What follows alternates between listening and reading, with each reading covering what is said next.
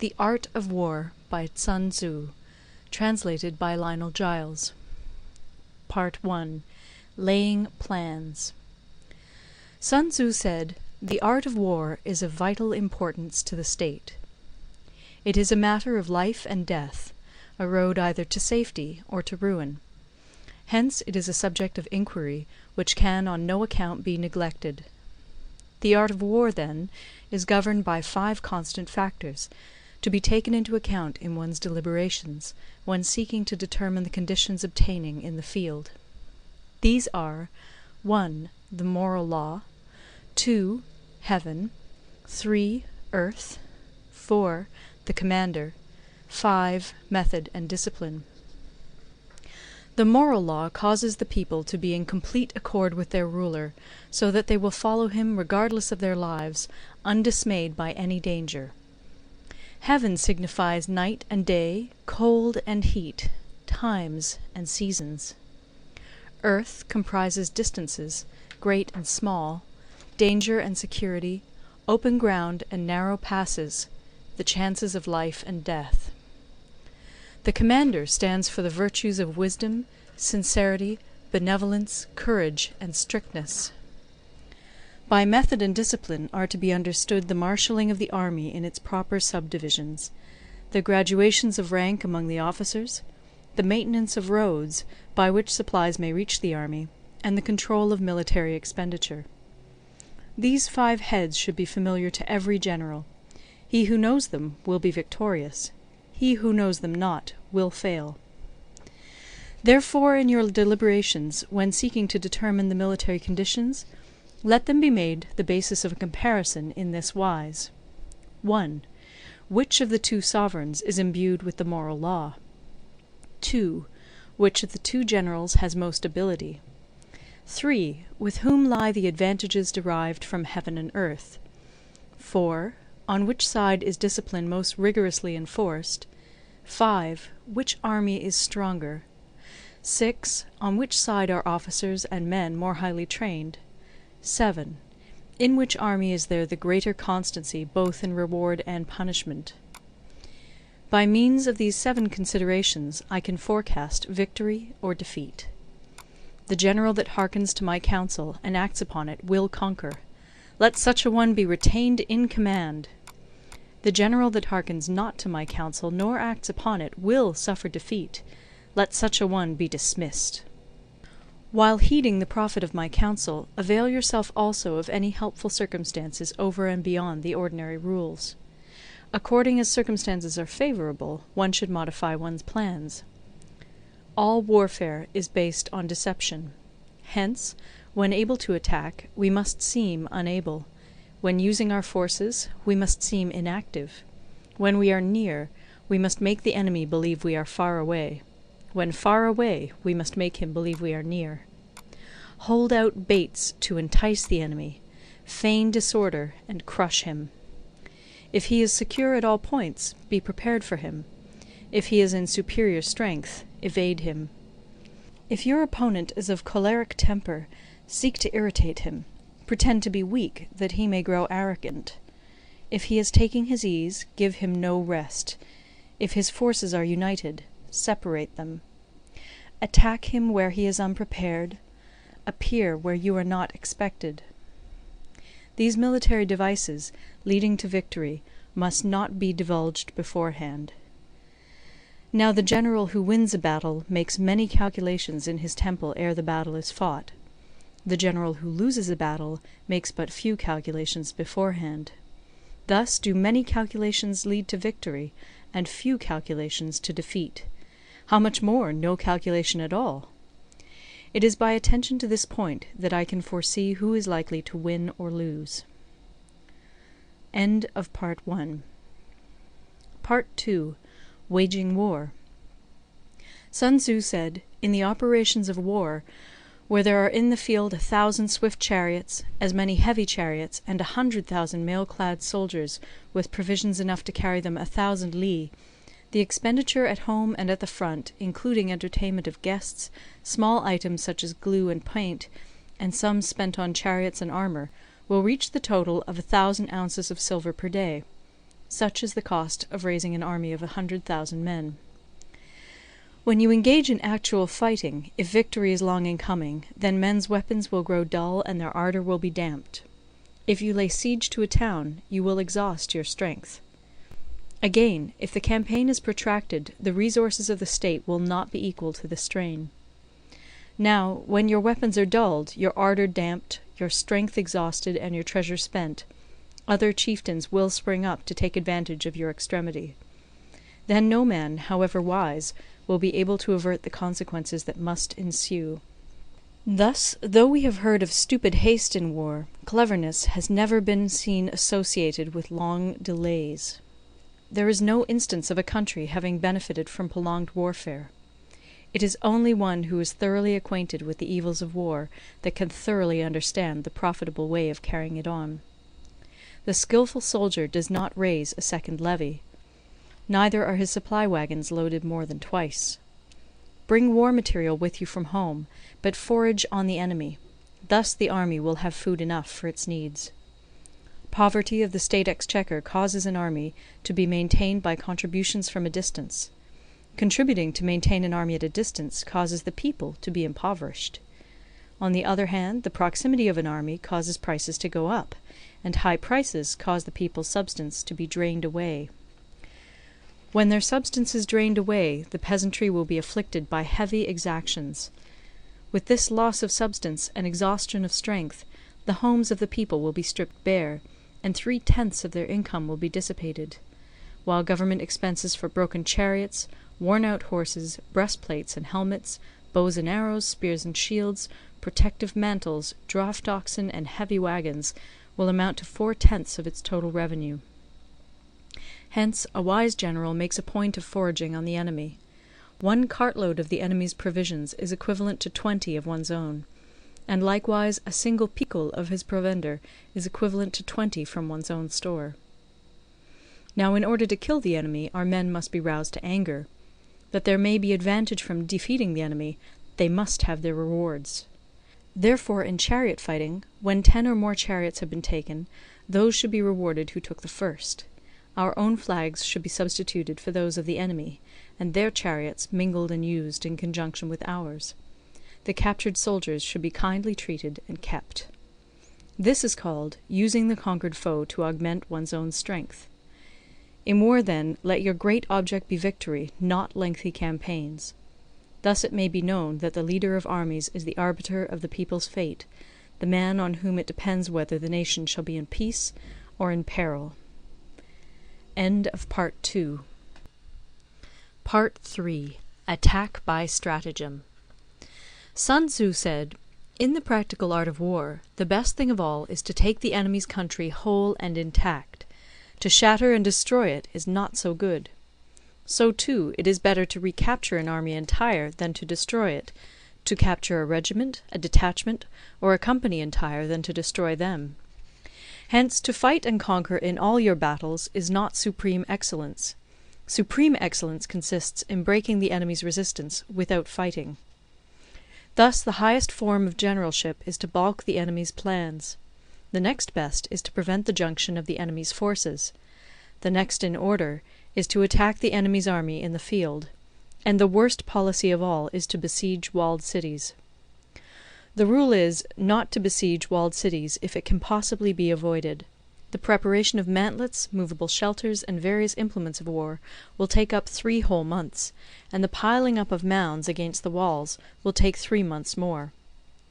The general, unable to control his irritation, will launch his men to the assault like swarming ants, with the result that 1/3 of his men are slain, while the town still remains untaken.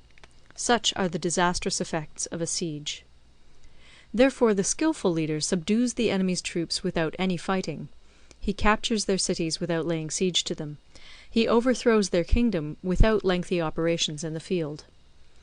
With his forces intact he will dispute the mastery of the empire, and thus, without losing a man, his triumph will be complete.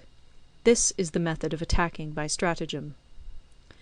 It is the rule in war, if our forces are 10 to the enemy's 1, to surround him; if 5 to 1, to attack him; if twice as numerous, to divide our army into 2. If equally matched, we can offer battle. If slightly inferior in numbers, we can avoid the enemy. If quite unequal in every way, we can flee from him. Hence, though an obstinate fight may be made by a small force, in the end it must be captured by the larger force. Now the general is the bulwark of the state. If the bulwark is complete at all points, the state will be strong. If the bulwark is defective, the state will be weak. There are 3 ways in which a ruler can bring misfortune upon his army. 1. By commanding the army to advance or to retreat, being ignorant of the fact that it cannot obey. This is called hobbling the army. 2. By attempting to govern an army in the same way as he administers a kingdom, being ignorant of the conditions which obtain in an army. This causes restlessness in the soldiers' minds. 3. By employing the officers of his army without discrimination through ignorance of the military principle of adaptation to circumstances. This shakes the confidence of the soldiers. But when the army is restless and distrustful, trouble is sure to come from the other feudal princes. This is simply bringing anarchy into the army, and flinging victory away. Thus we may know that there are 5 essentials for victory. 1. He will win who knows when to fight and when not to fight. 2. He will win who knows how to handle both superior and inferior forces. 3. He will win whose army is animated by the same spirit throughout all its ranks. 4. He will win who, prepared himself, waits to take the enemy unprepared. 5. He will win who has military capacity and is not interfered with by the sovereign. Hence the saying, if you know the enemy and know yourself, you need not fear the result of 100 battles. If you know yourself, but not the enemy, for every victory gained you will also suffer a defeat.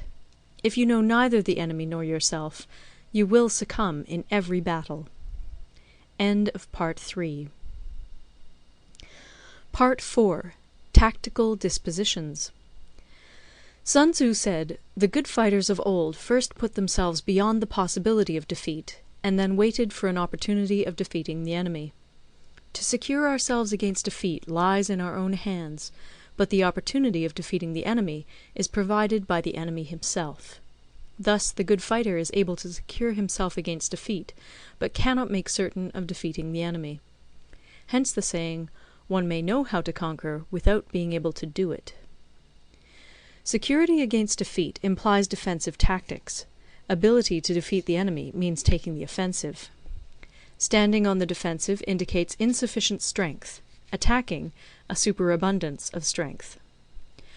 The general who is skilled in defence hides in the most secret recesses of the earth. He who is skilled in attack flashes forth from the topmost heights of heaven. Thus, on the one hand, we have ability to protect ourselves, on the other, a victory that is complete. To see victory only when it is within the ken of the common herd is not the acme of excellence. Neither is it the acme of excellence if you fight and conquer, and the whole empire says, "Well done!" To lift an autumn hair is no sign of great strength. To see the sun and moon is no sign of sharp sight. To hear the noise of thunder is no sign of a quick ear. What the ancients called a clever fighter is one who not only wins, but excels in winning with ease. Hence his victories bring him neither reputation for wisdom nor credit for courage. He wins his battles by making no mistakes. Making no mistakes is what establishes the certainty of victory, for it means conquering an enemy that is already defeated. Hence the skilful fighter puts himself into a position which makes defeat impossible, and does not miss the moment for defeating the enemy. Thus it is that in war the victorious strategist only seeks battle after the victory has been won, whereas he who is destined to defeat first fights and afterwards looks for victory. The consummate leader cultivates the moral law and strictly adheres to method and discipline. Thus it is in his power to control success. In respect of military method we have, firstly, measurement; secondly, estimation of quantity; thirdly, calculation; fourthly, balancing of chances; fifthly, victory. Measurement owes its existence to earth; estimation of quantity to measurement; calculation to estimation of quantity; balancing of chances to calculation; and victory to balancing of chances. A victorious army opposed to a routed one is as a pound's weight placed in the scale against a single grain. The onrush of a conquering force is like the bursting of pent-up waters into a chasm 1,000 fathoms deep. End of Part 4. The Art of War by Sun Tzu, translated by Lionel Giles. Part 5. Energy. Sun Tzu said, "The control of a large force is the same principle as the control of a few men. It is merely a question of dividing up their numbers. Fighting with a large army under your command is nowise different from fighting with a small one. It is merely a question of instituting signs and signals. To ensure that your whole host may withstand the brunt of the enemy's attack and remain unshaken, this is effected by manoeuvres direct and indirect. That the impact of your army may be like a grindstone dashed against an egg, this is effected by the science of weak points and strong. In all fighting, the direct method may be used for joining battle, but indirect methods will be needed in order to secure victory. Indirect tactics, efficiently applied, are inexhaustible as heaven and earth, unending as the flow of rivers and streams. Like the sun and moon, they end but to begin anew. Like the 4 seasons, they pass away to return once more. There are not more than 5 musical notes, yet the combinations of these 5 give rise to more melodies than can ever be heard. There are not more than 5 primary colours, blue, yellow, red, white, and black, yet in combination they produce more hues than can ever be seen. There are not more than 5 cardinal tastes, sour, acrid, salt, sweet, bitter, yet combinations of them yield more flavours than can ever be tasted.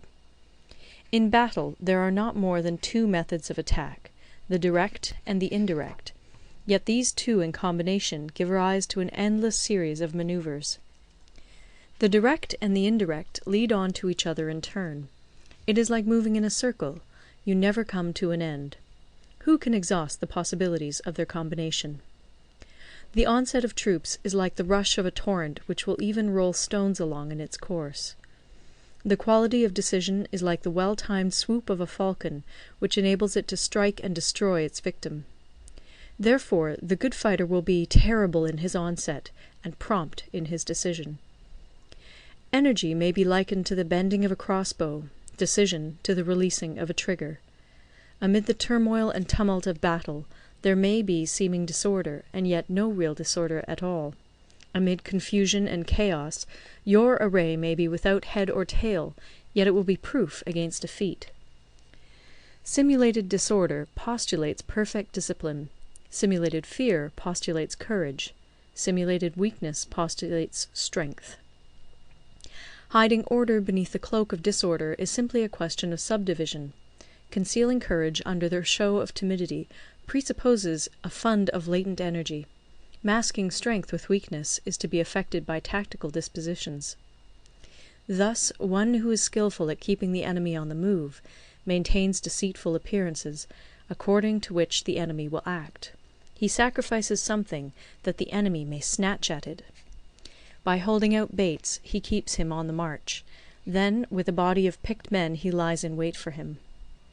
The clever combatant looks to the effect of combined energy, and does not require too much from individuals.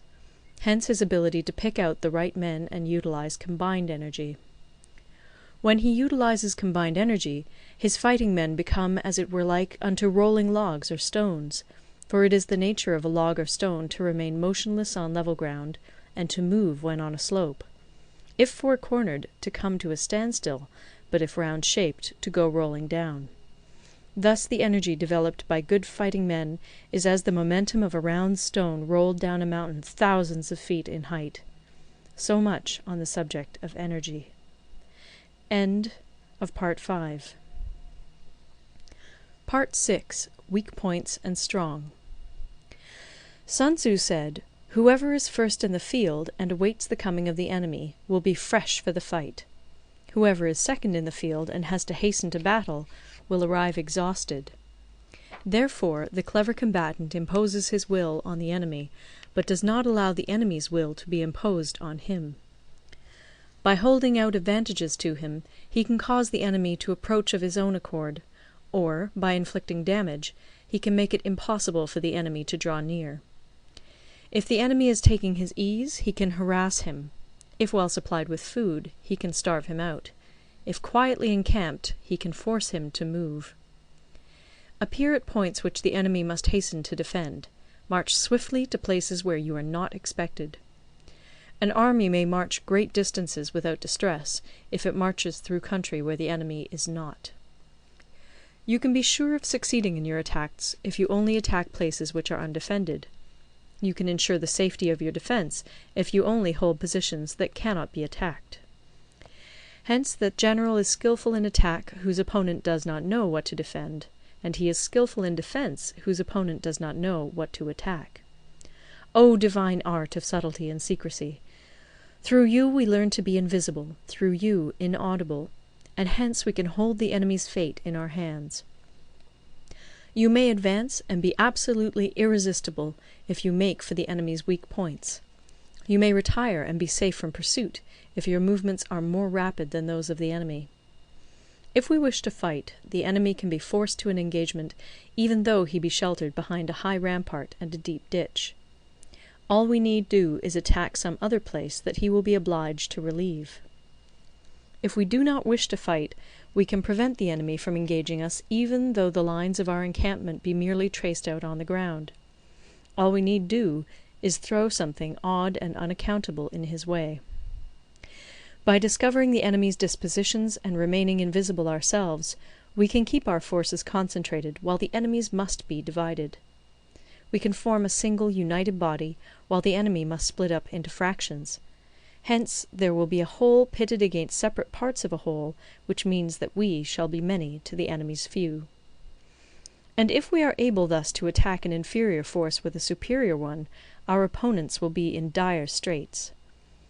The spot where we intend to fight must not be made known, for then the enemy will have to prepare against a possible attack at several different points. And his forces being thus distributed in many directions, the numbers we shall have to face at any given point will be proportionately few. For should the enemy strengthen his van, he will weaken his rear. Should he strengthen his rear, he will weaken his van. Should he strengthen his left, he will weaken his right. Should he strengthen his right, he will weaken his left. If he sends reinforcements everywhere, he will everywhere be weak. Numerical weakness comes from having to prepare against possible attacks.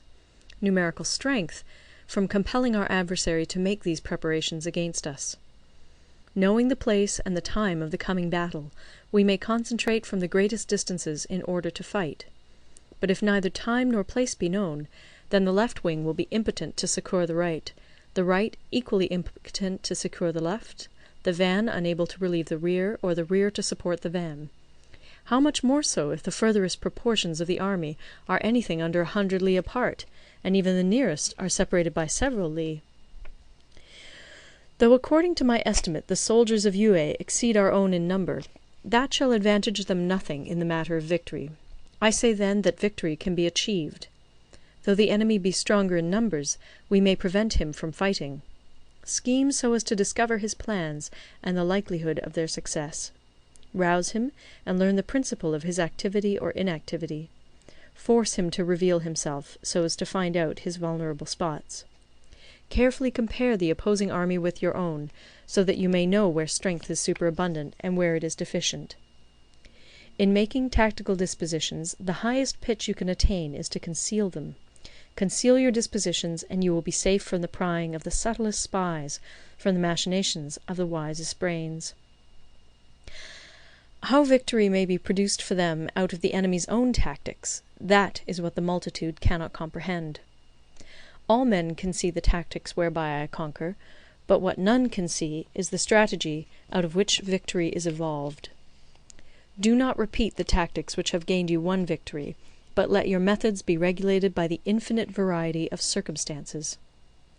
Military tactics are like unto water, for water in its natural course runs away from high places and hastens downwards. So in war, the way is to avoid what is strong and to strike at what is weak. Water shapes its course according to the nature of the ground over which it flows. The soldier works out his victory in relation to the foe whom he is facing. Therefore, just as water retains no constant shape, In warfare there are no constant conditions. He who can modify his tactics in relation to his opponent and thereby succeed in winning may be called a heaven-born captain. The 5 elements, water, fire, wood, metal, earth, are not always equally predominant. The 4 seasons make way for each other in turn. There are short days and long. The moon has its periods of waning and waxing. End of Part 6. The Art of War by Sun Tzu, translated by Lionel Giles. Part 7. Maneuvering. Sun Tzu said, "In war the general receives his commands from the sovereign. Having collected an army and concentrated his forces, he must blend and harmonize the different elements thereof before pitching his camp. After that comes tactical maneuvering, than which there is nothing more difficult. The difficulty of tactical maneuvering consists in turning the devious into the direct, and misfortune into gain. Thus, to take a long and circuitous route, after enticing the enemy out of the way, and those starting after him, to contrive to reach the goal before him, shows knowledge of the artifice of deviation. Maneuvering with an army is advantageous; with an undisciplined multitude, most dangerous. If you set a fully equipped army in march in order to snatch an advantage, the chances are that you will be too late. On the other hand, to detach a flying column for the purpose involves the sacrifice of its baggage and stores. Thus, if you order your men to roll up their buff coats, and make forced marches without halting day or night, covering double the usual distance at a stretch, doing 100 li in order to wrest an advantage, the leaders of all your 3 divisions will fall into the hands of the enemy. The stronger men will be in front, the jaded ones will fall behind, and on this plan only 1/10 of your army will reach its destination. If you march 50 li in order to outmaneuver the enemy, you will lose the leader of your first division, and only half your force will reach the goal. If you march 30 li with the same object, 2/3 of your army will arrive. We may take it then that an army without its baggage train is lost; without provisions it is lost; without bases of supply it is lost. We cannot enter into alliances until we are acquainted with the designs of our neighbours. We are not fit to lead an army on the march unless we are familiar with the face of the country, its mountains and forests, its pitfalls and precipices, its marshes and swamps. We shall be unable to turn natural advantage to account unless we make use of local guides. In war, practice dissimulation and you will succeed. Whether to concentrate or to divide your troops must be decided by circumstances. Let your rapidity be that of the wind, your compactness that of the forest. In raiding and plundering be like fire, in immovability like a mountain. Let your plans be dark, and impenetrable as night, and when you move, fall like a thunderbolt. When you plunder a countryside, let the spoil be divided amongst your men. When you capture new territory, cut it up into allotments for the benefit of the soldiery. Ponder and deliberate before you make a move. He will conquer who has learnt the artifice of deviation. Such is the art of manoeuvring. The Book of Army Management says, "On the field of battle the spoken word does not carry far enough. Hence the institution of gongs and drums. Nor can ordinary objects be seen clearly enough. Hence the institution of banners and flags. Gongs and drums, banners and flags, are means whereby the ears and eyes of the host may be focused on one particular point. The host thus forming a single united body, it is impossible either for the brave to advance alone, or for the cowardly to retreat alone. This is the art of handling large masses of men. In night fighting, then, make much use of signal flyers and drums, and in fighting by day, of flags and banners, as a means of influencing the ears and eyes of your army. A whole army may be robbed of its spirit. A commander-in-chief may be robbed of his presence of mind. Now, a soldier's spirit is keenest in the morning; by noonday it has begun to flag, and in the evening his mind is bent only on returning to camp. A clever general, therefore, avoids an army when its spirit is keen, but attacks it when it is sluggish and inclined to return. This is the art of studying moods. disciplined and calm, to await the appearance of disorder and hubbub amongst the enemy. This is the art of retaining self-possession. To be near the goal while the enemy is still far from it, to wait at ease while the enemy is toiling and struggling, to be well fed while the enemy is famished, this is the art of husbanding one's strength. To refrain from intercepting an enemy whose banners are in perfect order, to refrain from attacking an army drawn up in calm and confident array, this is the art of studying circumstances. It is a military axiom not to advance uphill against the enemy, nor to oppose him when he comes downhill. Do not pursue an enemy who simulates flight. Do not attack soldiers whose temper is keen. Do not swallow bait offered by the enemy. Do not interfere with an army that is returning home. When you surround an army, leave an outlet free. Do not press a desperate foe too hard. Such is the art of warfare. End of Part 7. Part 8. Variation in Tactics. Sun Tzu said, "In war, the general receives his commands from the sovereign, collects his army, and concentrates his forces. When in difficult country, do not encamp. In country where high roads intersect, join hands with your allies. Do not linger in dangerously isolated positions. In hemmed-in situations, you must resort to stratagem. In desperate position, you must fight. There are roads which must not be followed, armies which must not be attacked, towns which must not be besieged, positions which must not be contested, commands of the sovereign which must not be obeyed." The general who thoroughly understands the advantages that accompany variation of tactics knows how to handle his troops. The general who does not understand these may be well acquainted with the configuration of the country, yet he will not be able to turn his knowledge to practical account.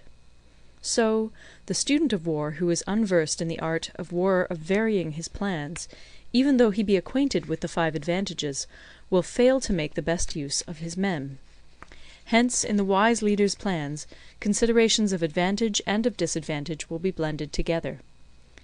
If our expectation of advantage be tempered in this way, we may succeed in accomplishing the essential part of our schemes. If, on the other hand, in the midst of difficulties we are always ready to seize an advantage, we may extricate ourselves from misfortune. Reduce the hostile chiefs by inflicting damage on them, and make trouble for them, and keep them constantly engaged. Hold out specious allurements, and make them rush to any given point. The art of war teaches us to rely not on the likelihood of the enemy's not coming, but on our own readiness to receive him; not on the chance of his not attacking, but rather on the fact that we have made our position unassailable. There are 5 dangerous faults which may affect a general. 1. Recklessness, which leads to destruction. 2. Cowardice, which leads to capture. 3. A hasty temper, which can be provoked by insults. 4. A delicacy of honour, which is sensitive to shame. 5. Over-solicitude for his men, which exposes him to worry and trouble. These are the 5 besetting sins of a general, ruinous to the conduct of war. When an army is overthrown and its leader slain, the cause will surely be found among these 5 dangerous faults. Let them be a subject of meditation. End of Part 9. The Art of War by Sun Tzu. Translated by Lionel Giles. Part 9. The Army on the March. Sun Tzu said, "We come now to the question of encamping the army, and observing signs of the enemy. Pass quickly over mountains, and keep in the neighbourhood of valleys. Camp in high places, facing the sun. Do not climb heights in order to fight." So much for mountain warfare. After crossing a river, you should get far away from it. When an invading force crosses a river in its onward march, do not advance to meet it in midstream. It will be best to let half the army get across, and then deliver your attack.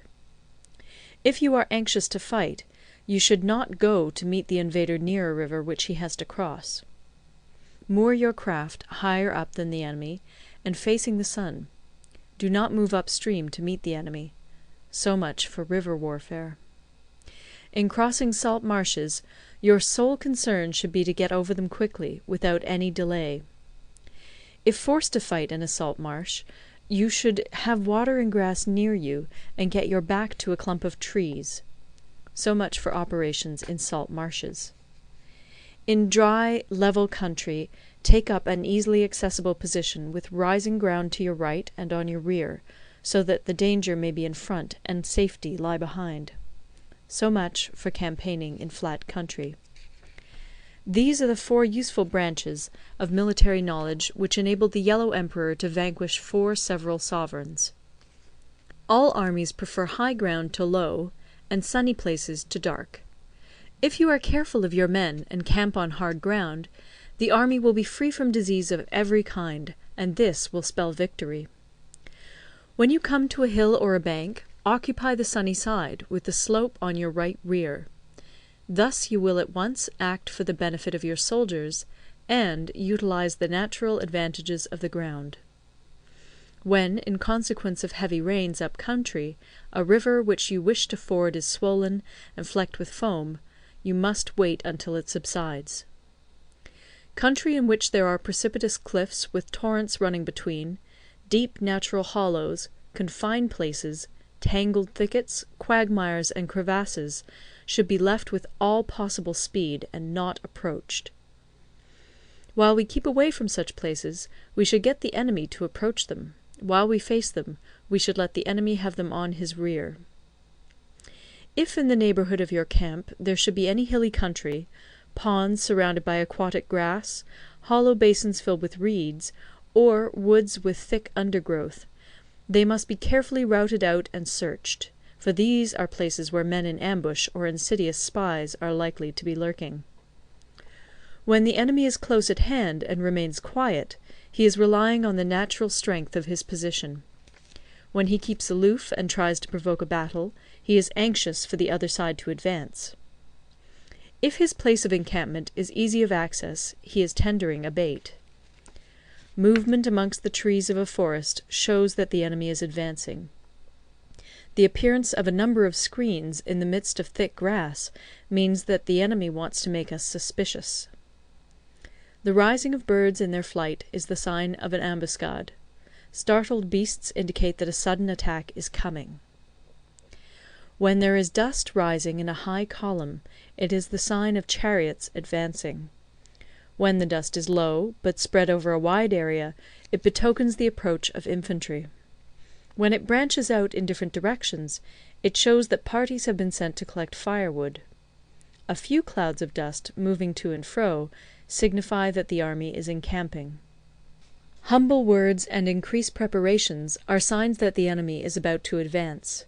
Violent language and driving forward as if to the attack are signs that he will retreat. When the light chariots come out first and take up a position on the wings, it is a sign that the enemy is forming for battle. Peace proposals unaccompanied by a sworn covenant indicate a plot. When there is much running about, and the soldiers fall into rank, it means that the critical moment has come. When some are seen advancing and some retreating, it is a lure. When the soldiers stand leaning on their spears, they are faint from want of food. If those who are sent to draw water begin by drinking themselves, the army is suffering from thirst. If the enemy sees an advantage to be gained and makes no effort to secure it, the soldiers are exhausted. If birds gather on any spot, it is unoccupied. Clamour by night betokens nervousness. If there is a disturbance in the camp, the general's authority is weak. If the banners and flags are shifted about, sedition is afoot. If the officers are angry, it means that the men are weary. When an army feeds its horses with grain and kills its cattle for food, and when the men do not hang their cooking pots over the campfires, showing that they will not return to their tents, you may know that they are determined to fight to the death. The sight of men whispering together in small knots, or speaking in subdued tones, points to disaffection amongst the rank and file. Too frequent rewards signify that the enemy is at the end of his resources. Too many punishments betray a condition of dire distress. To begin by bluster, but afterwards to take fright at the enemy's numbers, shows a supreme lack of intelligence. When envoys are sent with compliments in their mouths, it is a sign that the enemy wishes for a truce. If the enemy's troops march up angrily and remain facing ours for a long time without either joining battle or taking themselves off again, the situation is one that demands great vigilance and circumspection. If our troops are no more in number than the enemy, that is amply sufficient. It only means that no direct attack can be made. What we can do is simply to concentrate all our available strength, keep a close watch on the enemy, and obtain reinforcements. He who exercises no forethought, but makes light of his opponents, is sure to be captured by them. If soldiers are punished before they have grown attached to you, they will not prove submissive. And, unless submissive, they will be practically useless. If, when the soldiers have become attached to you, punishments are not enforced, they will still be useless. Therefore, soldiers must be treated in the first instance with humanity, but kept under control by means of iron discipline. This is a certain road to victory. If in training soldiers commands are habitually enforced, the army will be well disciplined. If not, its discipline will be bad. If a general shows confidence in his men, but always insists on his orders being obeyed, the gain will be mutual. End of Part 9. Part 10. Terrain.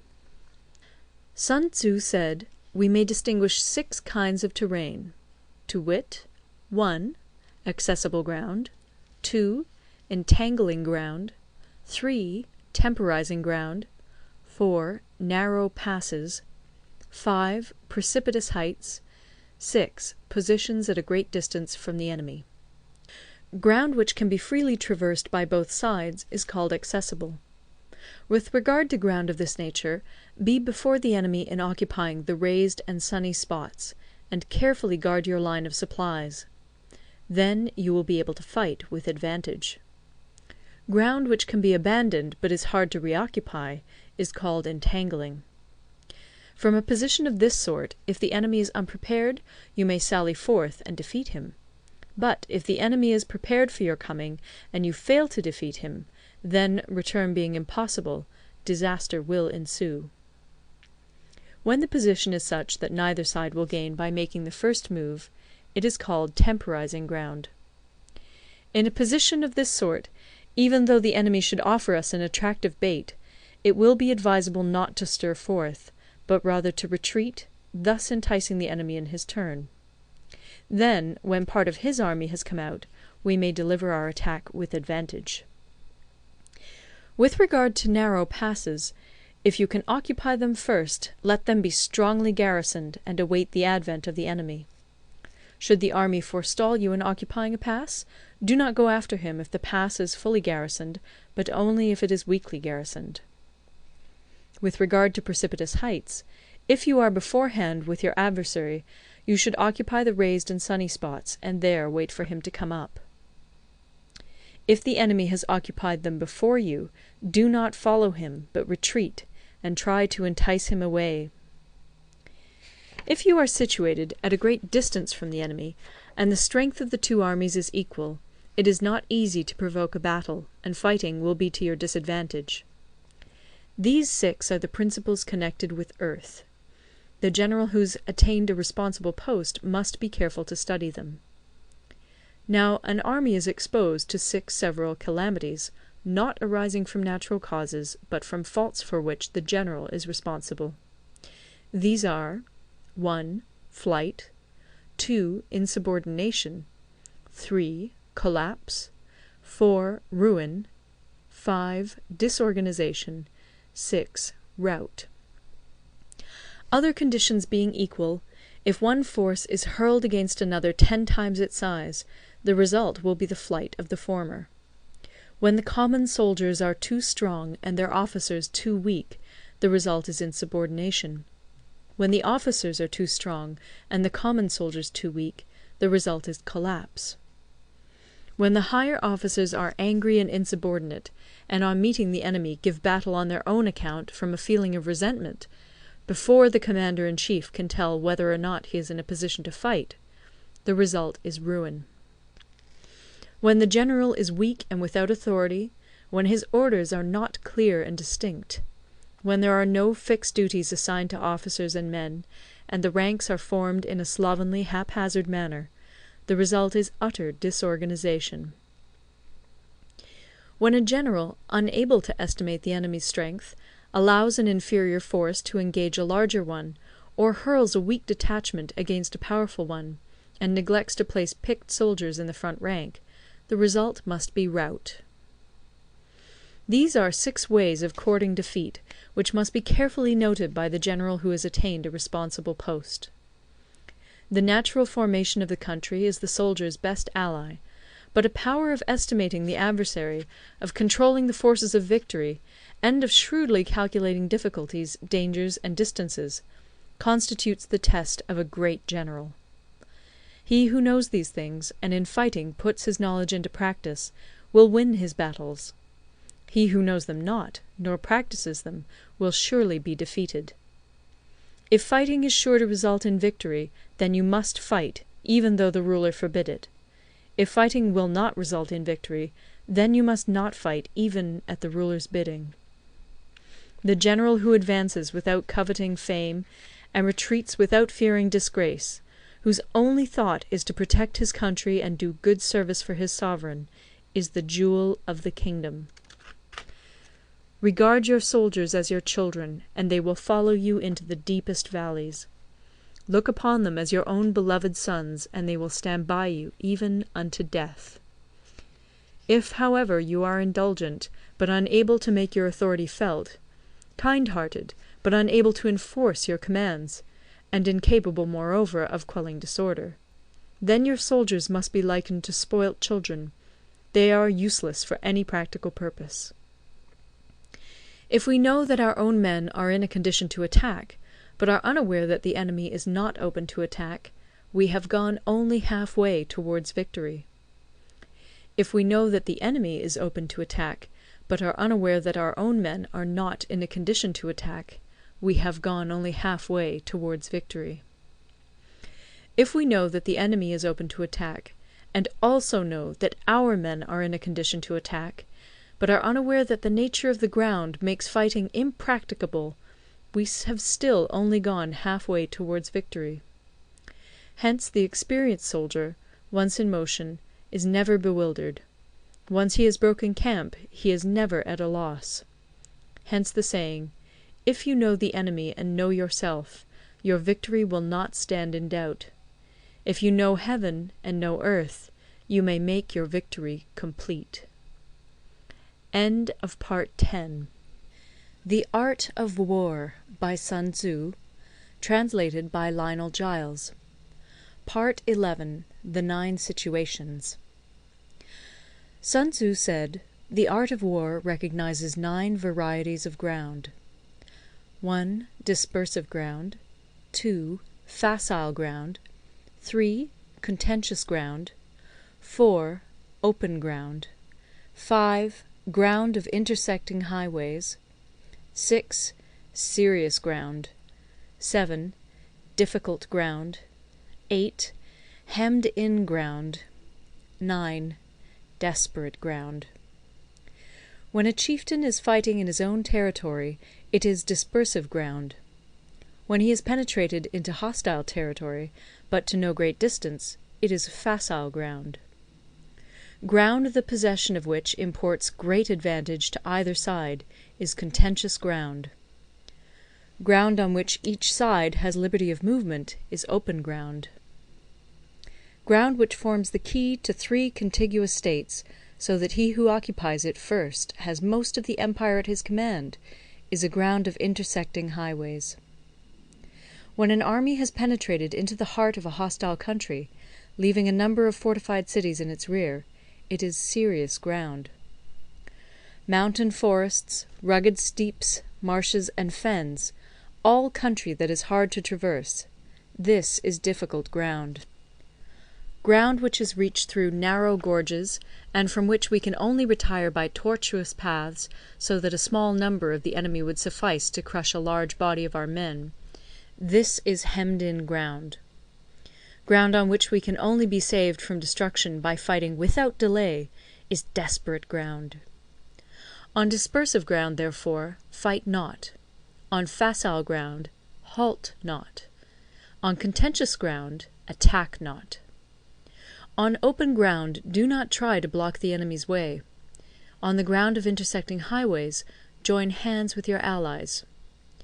On serious ground, gather in plunder. In difficult ground, keep steadily on the march. On hemmed-in ground, resort to stratagem. On desperate ground, fight. Those who were called skilful leaders of old knew how to drive a wedge between the enemy's front and rear, to prevent co-operation between his large and small divisions, to hinder the good troops from rescuing the bad, the officers from rallying their men. When the enemy's men were united, they managed to keep them in disorder. When it was to their advantage, they made a forward move. When otherwise, they stopped still. If asked how to cope with a great host of the enemy in orderly array, and on the point of marching to the attack, I should say, begin by seizing something which your opponent holds dear. Then he will be amenable to your will.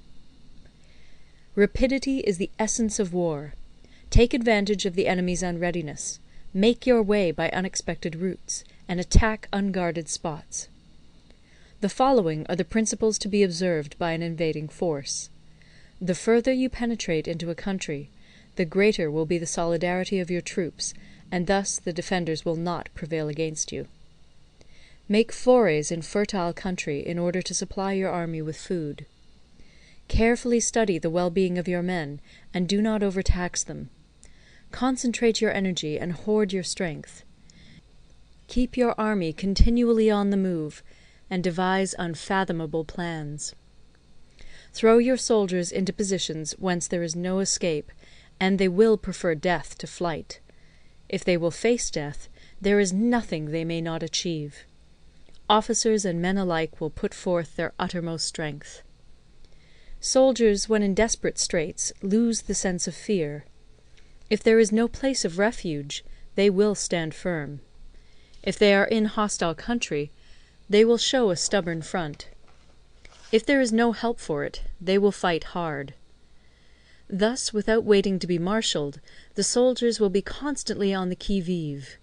Without waiting to be asked, they will do your will. Without restrictions, they will be faithful. Without giving orders, they can be trusted. Prohibit the taking of omens, and do away with superstitious doubts. Then, until death itself comes, no calamity need be feared. If our soldiers are not overburdened with money, it is not because they have a distaste for riches. If their lives are not unduly long, it is not because they are disinclined to longevity. On the day they are ordered out to battle, your soldiers may weep, those sitting up bedewing their garments, and those lying down, letting the tears run down their cheeks. But let them once be brought to bay, and they will display the courage of a Chu or a Kui. The skilful tactician may be likened to the Shuai-jan. Now, the Shuai-jan is a snake that is found in the Ch'ung Mountains. Strike at its head, and you will be attacked by its tail. Strike at its tail, and you will be attacked by its head. Strike at the middle, and you will be attacked by head and tail both. Asked if an army can be made to imitate the Shuai-jan, I should answer yes. For the men of Wu and the men of Yue are enemies. Yet if they are crossing a river in the same boat, and are caught by a storm, they will come to each other's assistance, just as the left hand helps the right. Hence it is not enough to put one's trust in the tethering of horses and the burying of chariot wheels in the ground. The principle on which to manage an army is to set up one standard of courage, which all must reach. How to make the best of both strong and weak, that is a question involving the proper use of ground. Thus, the skilful general conducts his army just as though he were leading a single man, willy-nilly, by the hand. It is the business of a general to be quiet, and thus ensure secrecy; upright and just, and thus maintain order. He must be able to mystify his officers and men by false reports and appearances, and thus keep them in total ignorance. By altering his arrangements and changing his plans, he keeps the enemy without definite knowledge. By shifting his camp and taking circuitous routes, he prevents the enemy from anticipating his purpose.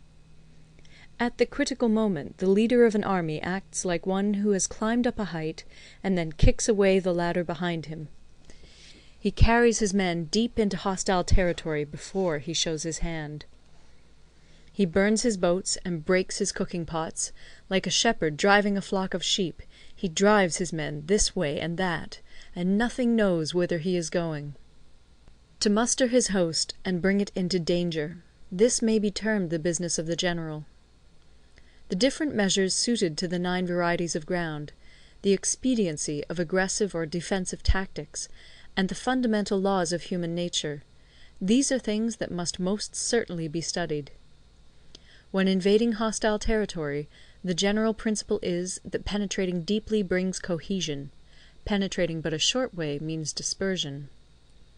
When you leave your own country behind and take your army across neighbourhood territory, you find yourself on critical ground. When there are means of communication on all 4 sides, the ground is one of intersecting highways. When you penetrate deeply into a country, it is serious ground; when you penetrate but a little way, it is facile ground. When you have the enemy's strongholds on your rear and narrow passes in front, it is hemmed-in ground; when there is no place of refuge at all, it is desperate ground. Therefore, on dispersive ground I would inspire my men with unity of purpose. On facile ground I would see that there is close connection between all parts of my army. On contentious ground I would hurry up my rear. On open ground I would keep a vigilant eye on my defences.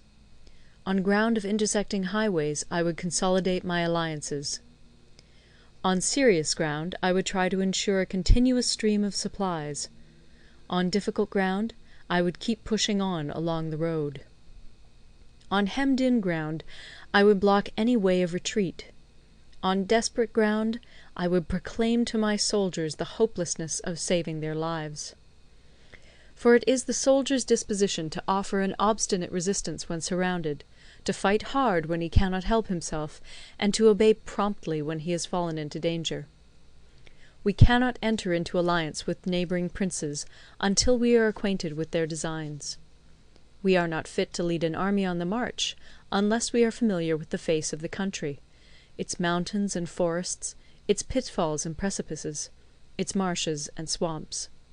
We shall be unable to turn natural advantages to account unless we make use of local guides. To be ignored of any one of the following 4 or 5 principles does not befit a warlike prince. When a warlike prince attacks a powerful state, his generalship shows itself in preventing the concentration of the enemy's forces. He overawes his opponents, and their allies are prevented from joining against him. Hence he does not strive to ally himself with all and sundry, nor does he foster the power of other states. He carries out his own secret designs, keeping his antagonists in awe. Thus he is able to capture their cities and overthrow their kingdoms.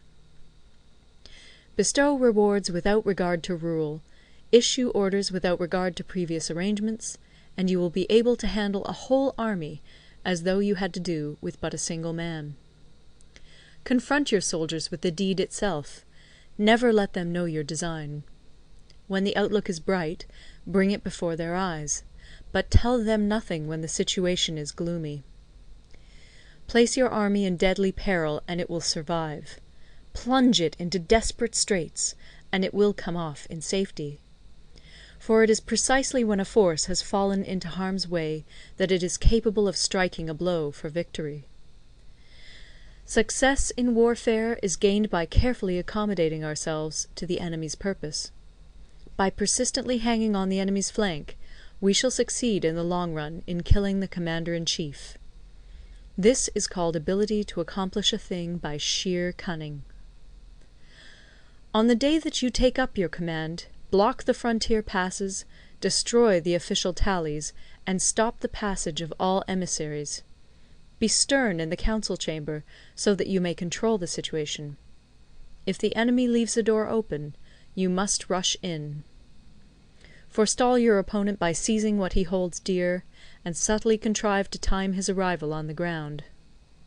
Walk in the path defined by rule, and accommodate yourself to the enemy until you can fight a decisive battle. At first, then, exhibit the coyness of a maiden, until the enemy gives you an opening. Afterwards emulate the rapidity of a running hare, and it will be too late for the enemy to oppose you. End of Part 11. The Art of War by Sun Tzu, translated by Lionel Giles. Part 12. The Attack by Fire. Sun Tzu said, "There are 5 ways of attacking with fire. The first is to burn soldiers in their camp. The second is to burn stores. The third is to burn baggage trains. The fourth is to burn arsenals and magazines. The fifth is to hurl dropping fire amongst the enemy." In order to carry out an attack, we must have means available. The material for raising fire should always be kept in readiness. There is a proper season for making attacks with fire, and special days for starting a conflagration. The proper season is when the weather is very dry. The special days are those when the moon is in the constellations of the Sieve, the Wall, the Wing, or the Crossbar, for these 4 are all days of rising wind. In attacking with fire, one should be prepared to meet 5 possible developments. 1. When fire breaks out inside to enemy's camp, respond at once with an attack from without.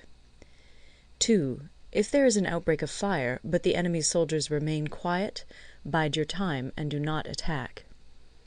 3. When the force of the flames has reached its height, follow it up with an attack, if that is practicable.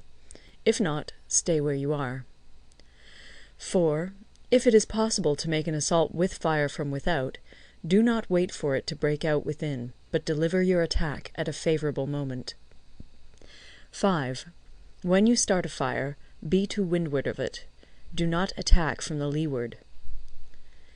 A wind that rises in the daytime lasts long, but a night breeze soon falls. In every army, the 5 developments connected with fire must be known, the movements of the stars calculated, and a watch kept for the proper days. Hence, those who use fire as an aid to the attack show intelligence. Those who use water as an aid to the attack gain an accession of strength. By means of water, an enemy may be intercepted, but not robbed of all his belongings.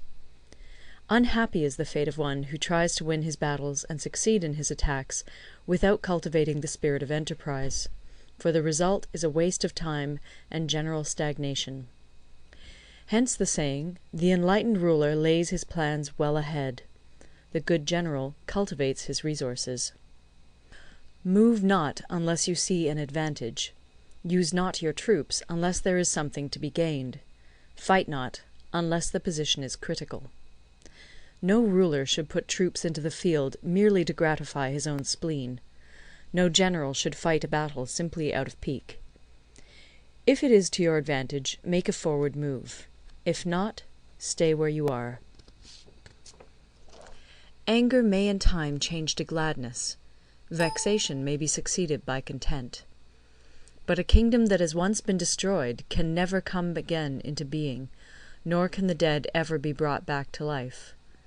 Hence the enlightened ruler is heedful, and the good general full of caution. This is the way to keep a country at peace and an army intact. End of Part 12. Part 13. The Use of Spies.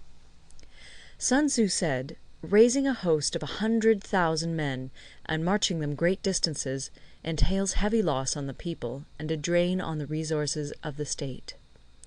The daily expenditure will amount to 1,000 ounces of silver. There will be commotion at home and abroad, and men will drop down exhausted on the highways.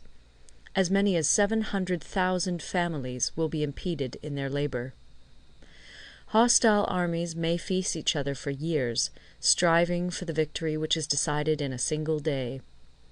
This being so, to remain in ignorance of the enemy's condition simply because one grudges the outlay of 100 ounces of silver in honours and emoluments is the height of inhumanity.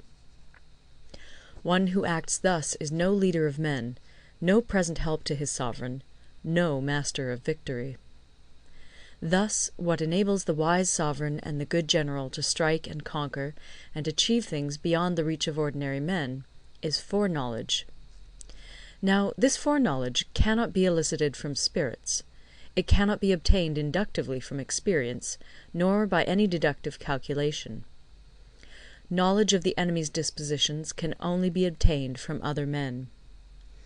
Hence the use of spies, of whom there are 5 classes. 1. Local spies. 2. Inward spies. 3. Converted spies. 4. Doomed spies. 5. Surviving spies. When these 5 kinds of spy are all at work, none can discover the secret system. This is called divine manipulation of the threads. It is the sovereign's most precious faculty. Having local spies means employing the services of the inhabitants of a district. Having inward spies, making use of officials of the enemy. Having converted spies, getting hold of the enemy's spies and using them for our own purposes. Having doomed spies, doing certain things openly for purposes of deception, and allowing our spies to know of them and report them to the enemy. Surviving spies, finally, are those who bring back news from the enemy's camp. Hence it is that none in the whole army are more intimate relations to be maintained than with spies. None should be more liberally rewarded. In no other business should greater secrecy be preserved. Spies cannot be usefully employed without a certain intuitive sagacity. They cannot be properly managed without benevolence and straightforwardness. Without subtle ingenuity of mind, one cannot make certain of the truth of their reports. Be subtle, and use your spies for every kind of business. If a secret piece of news is divulged by a spy before the time is ripe, he must be put to death together with the man to whom the secret was told. Whether the object be to crush an army, to storm a city, or to assassinate an individual, it is always necessary to begin by finding out the names of the attendants, the aides-de-camp, and doorkeepers and sentries of the general in command. Our spies must be commissioned to ascertain these. The enemy's spies, who have come to spy on us, must be sought out, tempted with bribes, led away, and comfortably housed. Thus they will become converted spies and available for our service. It is through the information brought by the converted spy that we are able to acquire and employ local and inward spies. It is owing to this information again that we can cause the doomed spy to carry false tidings to the enemy. Lastly, it is by this information that the surviving spy can be used on appointed occasions. The end and aim of spying in all its 5 varieties is knowledge of the enemy, and this knowledge can only be derived in the first instance from the converted spy. Hence it is essential that the converted spy be treated with the utmost liberality. Of old, the rise of the Yin dynasty was due to Yi Qi, who had served under the Xia. Likewise, the rise of the Chu dynasty was due to Lu Ya, who had served under the Yin. Hence it is only the enlightened ruler and the wise general who will use the highest intelligence of the army for purposes of spying, and thereby they achieve great results. Spies are a most important element in water, because on them depends an army's ability to move. End of the Art of War.